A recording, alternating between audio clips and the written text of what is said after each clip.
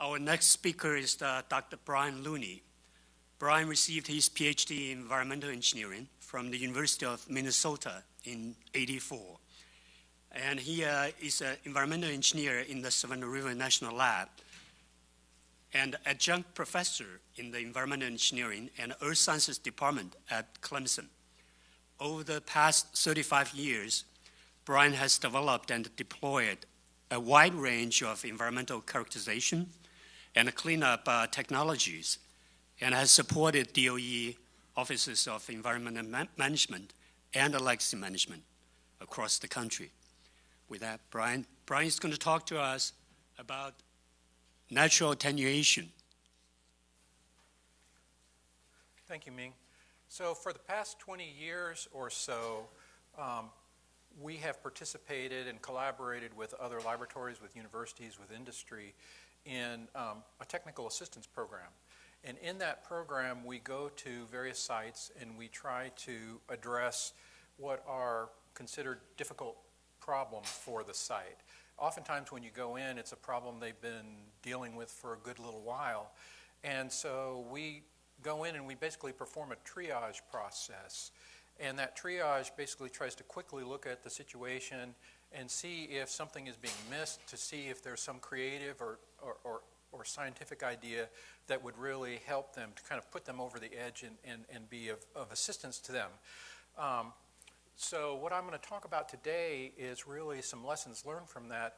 And in a lot of ways, what this does is it puts some meat on the bones of what Mike talked about earlier. So he went through kind of a general process, and I'll give some examples where we put a little bit of meat on some of those bones where we go in. It's a little bit easier to see when you look at a specific example as opposed to kind of just the general flow chart.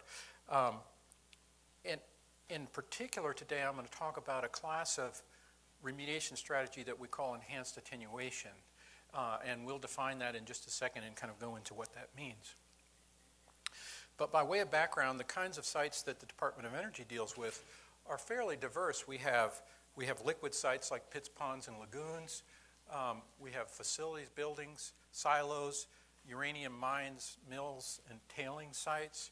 We have solid waste. We have cylinders. So basically, the theme of today's talk is kind of diverse stewardship challenges require diverse solutions. And they need to be customized, and they need to be aimed at specific opportunities that the site provides to us. Let me provide a few definitions up front, since we're building this around the idea of attenuation-based remedies. The official EPA definition is for monitored natural attenuation, and that is a cleanup strategy that relies on physical, chemical, and biological processes that act without human intervention to reduce mass, toxicity, mobility, volume, or concentration of contaminants. So that's the official EPA definition of monitored natural attenuation. We'll get into in just a minute, there's some challenges in getting exactly to that point. So we worked with the ITRC and we developed an idea called enhanced attenuation. And it's basically a bridge between our active treatments and monitored natural attenuation, have had significant success in kind of moving these sites from more active treatments to more passive treatments over time. Definition of an enhanced attenuation, this is from the ITRC Tech Reg guidance document. Any type of intervention implemented in a source plume system that sustainably increased the magnitude of attenuation by natural processes. So this would be basically an action that you take, an engineering action that you take that increases the attenuation capacity of the system. So we had diverse stewardship challenges required diverse solutions.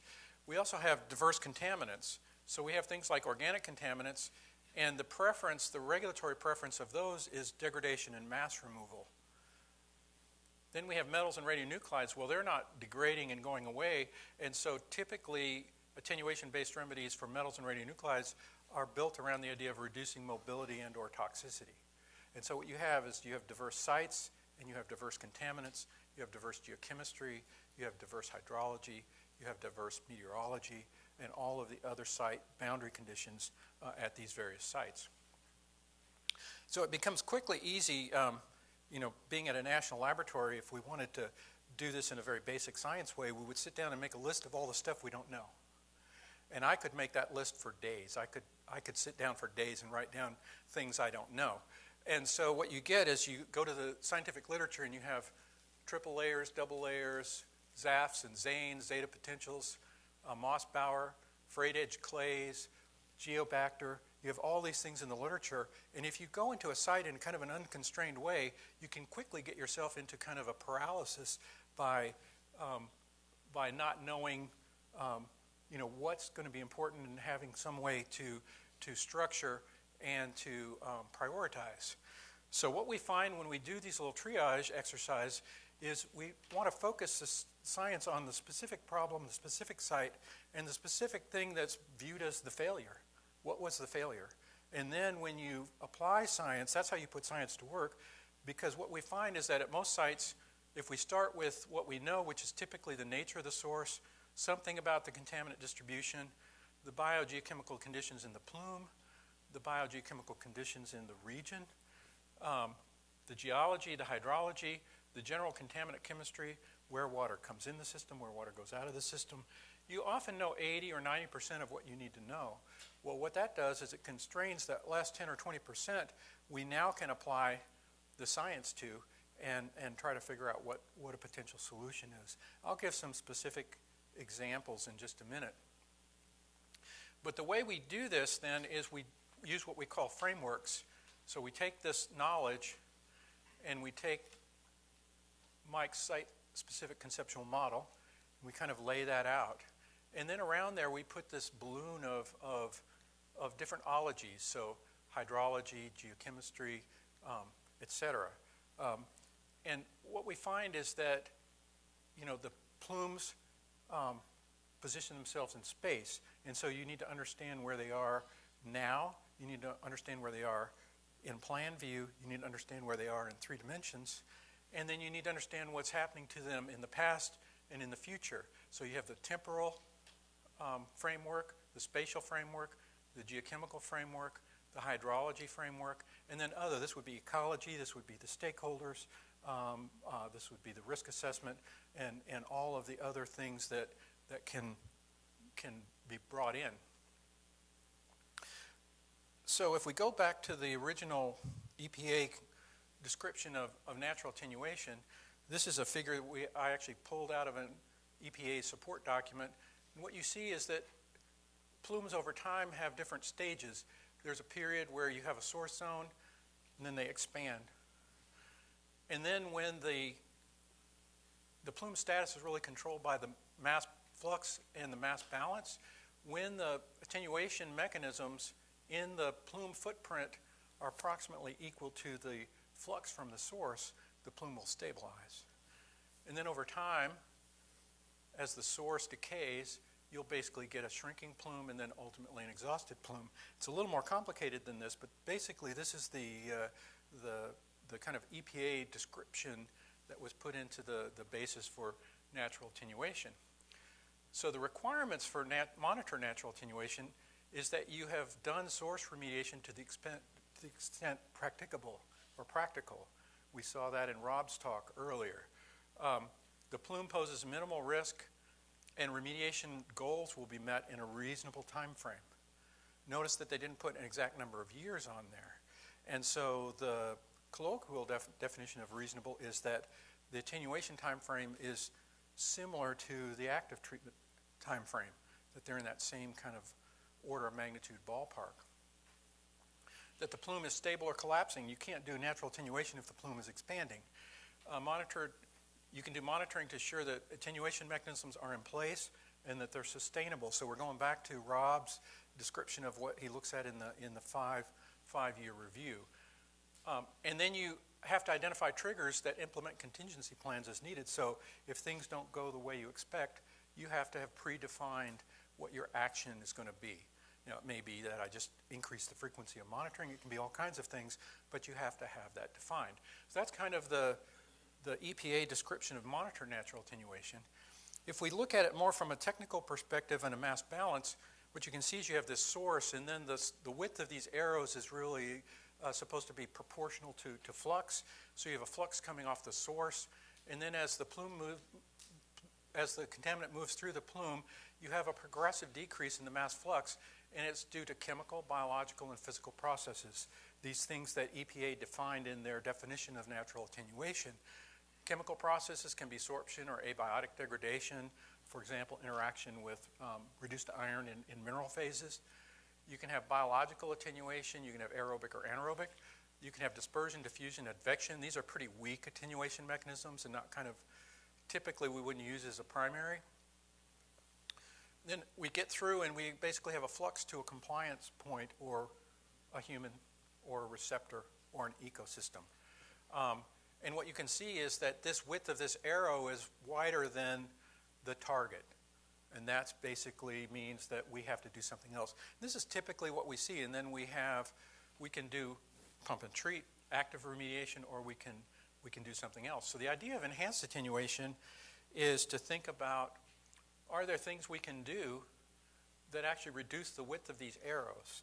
And now all of a sudden, when you think about it this way, you have all kinds of control knobs to turn. You have all kinds of scientific opportunities available to you. So you can just reduce the amount of water flowing through the source. That reduces the flux from the source. You can increase sorption or abiotic degradation, for example, by putting a reductant in that reduces some of the iron to reduced iron. You can add electron donor or electron acceptor to increase biological attenuation. So basically what you do now is you peel off more of the contaminant, and by the time you get to your compliance point, you've shown that you meet your regulatory goal. So that's the simple idea behind enhanced attenuation. Is it's now with human intervention. You're using an engineering activity, you're using human intervention, and you're transitioning the site into a sustainable natural attenuation mode. The reason this became necessary is as we went around the country and here at Savannah River site, there was this kind of, for those of you who are Star Trek fans, the Kobayashi Maru, the no-win situation. So we would start a pump and treat system, and in order to monitor natural attenuation, you had to have 5 years of data that was representative of what would happen without the pump and treat system being on. And you couldn't turn off your pump and treat system, so you couldn't get the data that you needed to do monitored natural attenuation. And we had a boss at the time, Bob Aylward, who just retired yesterday. And Bob used to say, when you work with regulators, you need to give to get. And so we thought that was a really good thing. And so what are you doing? You go to the regulator and you say, you're not saying, I want to turn off my pump and treat system and then just do nothing for 5 years. You're saying, I'm going to do these actions. It's going to increase the attenuation capacity of the system. And then I want to do that and watch it. Now you're giving something and not just turning something off. So here's just a picture. And you can see this kind of thing happens at every site. This is a mom and pop gas station. This would be a large DOE site. It's a complex plume. This would be a campsite where you have a fire pit. Okay, you have kind of a source zone. The impact expands off of that. You have this impacted zone, and then you have a zone that's further out that is transitioning more to a natural condition. And what we do in our tech assistances is we basically have a chart that matches up technologies to the different zones. And one of the first things we did is we made this picture in about 1987. We went to the National Research Council and they said, how do you do remediation at the Savannah River? Why are you so successful? And basically we put these pictures together to try to explain what we do. What we do is we try to divide the plume into these zones, and then we try to define what our behavior is going to be in each of these zones. And in the red zone, it's a source zone, so you use aggressive technologies, you use strong chemicals, you use removal actions. When you get into the green zone, you do more traditional things. You can do pump and treat, you can do bioremediation, you can do things like that. So what we do is we basically have a map that maps different technologies to the different zones. Well, now when you're working with your regulators, it becomes a very positive experience because now you can basically argue over what the edges of the zones are. But then once you finish that conversation, everyone knows how you're going to behave once you're inside those zones. And here's just a map. What you can see is in the red zone, you have excavation, some in situ bio, in situ chemical destruction, thermally enhanced removal. In the green zone, you have pump and treat, recirculation wells, in situ bio. And then you get out into these enhanced attenuations, and we'll define what that is in just a second. So we worked with ITRC, and the idea for enhanced attenuation is let's figure out a way to make a bridge between active remediation and monitored natural attenuation. And so the idea was it's not just a one-way bridge, it can be a two-way bridge. So this is contingencies. So the bridge can go back and forth. And it was developed by ITRC, state regulators, EPA, DOE scientists from various laboratories. And again, being ITRC, it's a flow chart. But it's a really interesting flow chart, and I'm not going to go through the details, but I'll just point at the different zones. So here's all the different data that's coming into our system. And what you do is you start with the plume at the top, and you do an evaluation of plume stability. So you try to figure out whether your plume is stable, shrinking, or expanding. So you just kind of a snapshot of that. And then you go down, and these questions are the exact questions that EPA asks in the Monitored Natural Attenuation guidance document. So, are the risks acceptable? Is the plume stable or shrinking? Are the conditions sustainable? Is the remediation time frame acceptable? Well, you basically ask all those questions, and the answers can be yes or no. But now you actually define what are the one or two things that keep you from doing natural attenuation, because you now have looked at those questions. And if the answer to any or multiple of those questions is no, it sends you over to a new area, which is called enhanced attenuation. If the answer is yes, you actually can do monitored natural attenuation. If the answer is no to anything, it sends you over here, and you basically evaluate technologies that would allow you to modify the site to address whatever sent you over there. So if the time frame isn't acceptable, is there something we can do to speed things up? And can we speed it up in a sustainable way? Okay, so those are the ways you ask that question. If sustainable enhancements are viable, then you implement and monitor, and then you go kind of back through the system. If sustainable enhancements are not viable, it's not a problem. You just go back and you continue to pump and treat. Okay, so this is not something that we get upset about or whatever. It's just a process by which we can think about the site. So I'm going to do 3 quick case studies. I'm going to talk about Mound Operable Unit 1. It's contaminated groundwater from a former landfill. And the technology we use there is actually the same technology that Rob showed the site of T area. It's the exact same technology we used at T area earlier. But this is a more recent example. I'm going to talk briefly about the F area groundwater at Savannah River site. So it's radioactively contaminated groundwater from former seepage basins. And I'm going to talk about something we've done very recently at Tuba City, which is a site that is a uranium mill and tailing site. If I look at Mound OU1 groundwater, basically we have these check boxes up here. So they did a source removal action, so source removal is complete, check, right? We had an operating groundwater pump and treat system, check, okay, we're all good. Well, that operating pump and treat system had been going for about 15 years or so. And the plume had stabilized, and it kind of hadn't changed for 10 years or so. So basically what happened was they turned it on, they got some initial removal, the mass removal kind of reached a plateau, and the plume footprint and shape really didn't change much over time. Now, what we want to do is transition the groundwater remedy to an enhanced attenuation, and we use the same technology as T area, and we call it structured geochemical zones.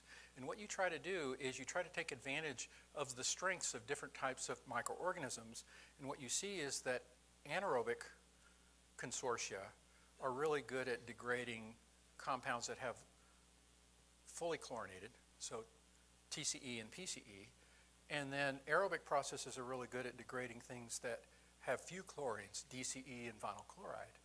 So one of the problems with a regular design for a bioremediation is in order to get DCE and vinyl chloride to go anaerobically, you have to push it so deeply anaerobic that it has adverse collateral impacts on the aquifer. So you have to make a large area deeply anaerobic, and this particular aquifer is a sole source aquifer that's an important resource to the city and the community. So what we wanted to do was keep this as compact as possible and yet still meet our goals. Well, the way you do that is you actually make a sequence of anaerobic and aerobic zones so the water flows through anaerobic zone, aerobic zone, anaerobic zone, aerobic zone, and each then does its strength. That's the idea. That's the design basis. The anaerobic zones stimulate the parent. The aerobic zones stimulate the daughter degradation. And then what we see is lots of other things. So the source zone, you're generating reduced compounds, methane, other things like that. The methane coming off of there into the aerobic zone stimulates methanotrophs. Methanotrophs are a class of organism that will also continue to degrade TCE and rapidly degrade DCE and vinyl chloride. So that's really the technical basis of it. So what we did is we went out and we injected pure vegetable oil, neat oil, into the Veda zone beneath the former landfill. That goes down and it spreads out on the water table. So now any residual source coming down through the water table has to go through that oil and kind of reduced zone. Then as we went down the core of the plume, we would have an anaerobic zone, an aerobic zone, an anaerobic zone, and an aerobic zone. And that's basically how we designed it. Well, here's the first couple of years of data. This is T0 when we did the injection. You can see we had a pretty good plume. This footprint, as I said, had been stable for maybe 15 years. Hadn't really changed. This is after 3 years, and it's even less now. So basically, this is after 3 years. We're at year 4 now. And you can see that we had a pretty big impact in the first 3 years. When we designed this, we estimated all wells would be at MCL within 12 years. We're down to the point now where there's only 2 wells that are above MCL. So we're pretty confident at 4 years. So we're pretty confident that we're actually going to meet MCL at all wells in 12 years. So basically, we accelerated progress toward the remedial objectives. We reduced costs. Cost savings here is in the order of $5 million or so. We had a core team concept here like we have at some of the other DOE sites. So DOE, the regulators, both state and federal, they meet and they actually look at the performance of this on a regular basis and then make decisions about whether we met the performance criteria and whether we need to trigger a contingency. So basically, the questions that the core team is going to look at the end of year 4, which is right now, has the EA remedy effectively transitioned the site into M&A? And is the attenuation likely to continue to be effective, timely, and sustainable? So those are the questions that are being answered right now. And if the answers are yes, this will then officially transition into a monitored natural attenuation. So that's kind of one case study that we did.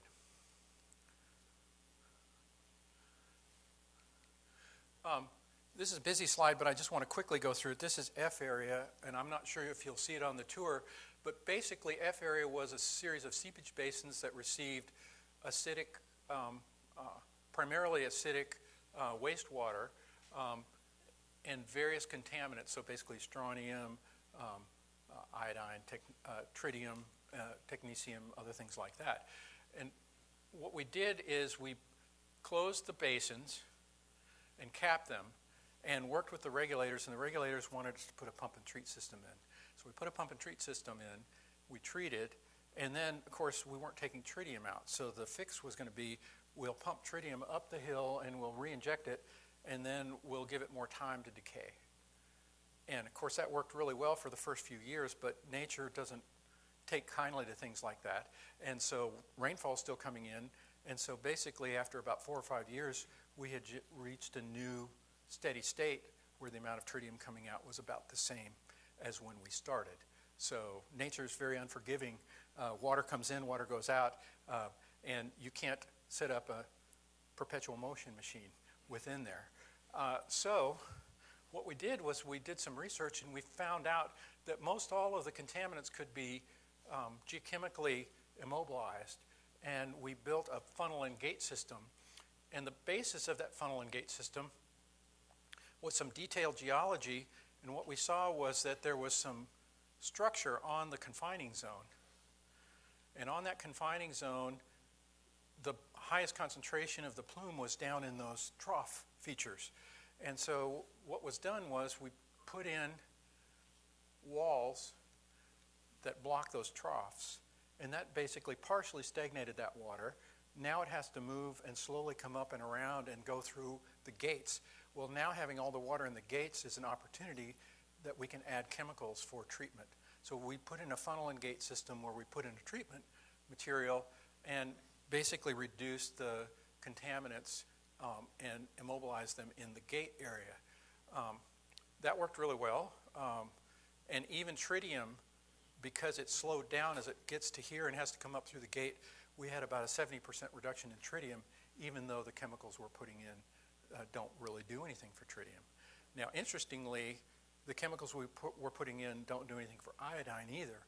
And so basically iodine was going through. And this is a good example of the state and DOE working together, because they basically said, let's do this, get back with us on what we're going to do on iodine. And we had a person in the lab work, and we developed an innovative technology where we put in silver chloride, and the silver precipitates the iodine. And so we can just add that into the gate. And now we have a solution that ties a bow around that part of the problem. We have future regulatory commitments to try to meet standards down gradient of the wall out in the wetland area. But once again, it's this phased approach. You bite off something that you can be successful at, you develop an innovative technology, you put it in place, you take actions to make sure it's working, and then you move on to the next regulatory objective. Now, this is a really interesting example at Tuba City. So up on top of the hill is the tailings pile in the old mill. And what we have is a 900-foot thick aquifer. And all the contamination is really in this very upper part of the aquifer zone. Now, this is a case of kind of thinking about stakeholders. So the stakeholders, the Hopi and the Navajo, who adjoin this land, this is Moenkopi Wash down here. And at meeting after meeting, the Hopi and the Navajo said, the things that are most important to us is that DOE contaminants don't get into Moenkopi Wash. And that if it's possible, we need to have water available. And you've basically contaminated this water and taken it out of being available. So this is a modeling discussion. So in the modeling, what we figured out was that with data from Jody Waugh and others, is that most of the contamination was actually being taken out by evapotranspiration. But that's not a traditional boundary condition that you can put in mod flow. And so kind of the path of least resistance is, well, we just won't put that in. Then we'll go to the meeting with the Navajo and the Hopi and we'll say, it's all good. It's not going to reach Moenkopi Wash for 600 years, and it's only going to be half of drinking water standards. Do you think they were happy? They were not happy. And not only that, you basically have this water that's contaminated. But when you start thinking about this, if you put the ET boundary condition in and you take off the pressure of this, if you basically say nature's taking care of it and it's not going to get into Moenkopi Wash, it gives you all kinds of scope for imagination. So for example, we can put horizontal wells in here and we can collect water up gradient that's clean, and we can give it to the Hopi and Navajo to grow crops. It can lower the water level at the site. It can strand the contamination in the Veda zone. We can lock things down. So there's all kinds of things that when you do this, you can come up with different ideas. So here's just a picture of that idea of taking up gradient water, lowering the water level, and then this becomes available water, and you have good confidence that you're not going to impact Moenkopi Wash. So in conclusion, enhanced attenuation remedies represent a strategy to address the diversity of DOE challenges. It often is something that's done in sequence after you've done some source removal and some other type of activity. They support the formulation of alternative end states. They foster creative options for long-term monitoring. They need to consider, and this is really important, be consistent with the regional biology, the regional chemistry, the regional hydrology, because those are the things. So for example, if you do an anaerobic process in an aquifer that's going to eventually be aerobic, you're fighting against nature. So if you can come up with a clever geochemical idea that's aerobic, you now are working with nature as you move forward. So these are just the simple principles that we use when we do these technical assistances. So that's all I have. Thanks.